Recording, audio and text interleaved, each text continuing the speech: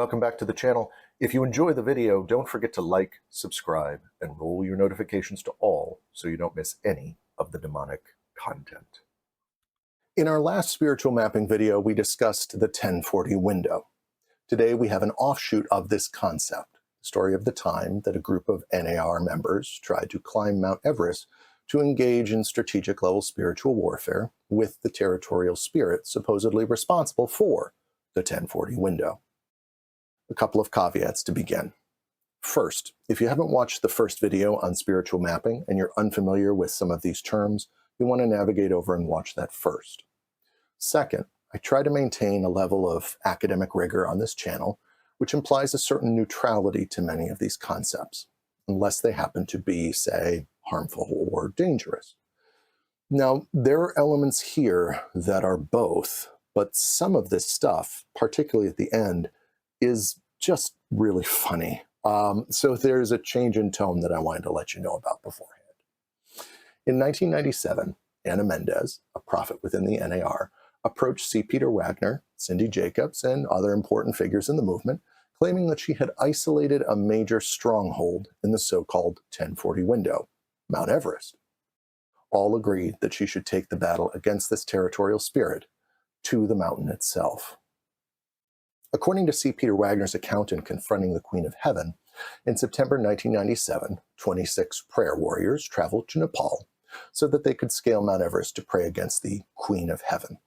Now, Wagner likes to describe this as if something really phenomenal happened. He claims that it was physically, mentally, and spiritually demanding, and that the high level of danger from the demonic necessitated treating this like some kind of spy mission, even to the extent of giving it a covert name, Operation Ice Castle. Of its results, Wagner boasts, several unmistakable signs in the natural world confirm that it had been a successful venture and that it had deeply affected the invisible world. If not the strongest, Operation Ice Castle would be seen as one of the strongest assaults on the Queen of Heaven ever undertaken by the armies of God. Among other things, it helped clear the spiritual way for the following month, October 1997, the date of the Praying Through the Window 3 event sponsored by the 82,000 United Prayer track. Anna Mendez also speaks glowingly about her experience. The other thing is that as we were climbing the southeast ridge that is called, in the north face through Tibet, there was a Colombian expedition that was led by the Satanists, and they were going to bring the hammer of the god Thor to the top of Mount Everest. So as the avalanche collapsed in the southeast ridge and where we were, in the north face, the leader of the Colombian expedition, the Satanists, got a hernia that opened up and they had to cancel his expedition. To make a long story short, the only flag that remained in autumn 97 on top of Mount Everest was our flag, the flag of the Lord. The good part, when we arrived to Kathmandu after the expedition, we were in the Everest Hotel in Kathmandu, when we hear all this noise and they're bringing this person in a stretcher, and we say, well, who's that? Oh, that's the Colombian leader, the one that was climbing the north face. I mean, he got an hernia opened and they're sending it back to Colombia. So we approach the Satanist, we witness to him, and right in the face of the devil, the Satanist gave his life to Jesus Christ. Now comes the rather humorous part. I've long suspected in tracing some of these spiritual mapping successes that the results are embellished or distorted. But it's difficult to nail down anything which concretely points to this and also slips by the armor of the rhetoric that has been built around the practice. And then a gem like this comes along. You see, before her death in 2018, there was an individual named Elizabeth Hawley who chronicled all climbs up the summit of Everest. And her publications, including the Himalayan database, became a reliable record for those seeking information about such climbs.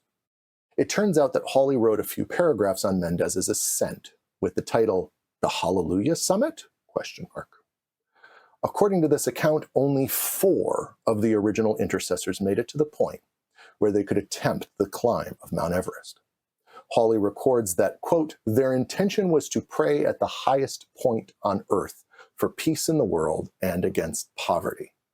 That is, their clear original intention was to scale the entirety of Everest.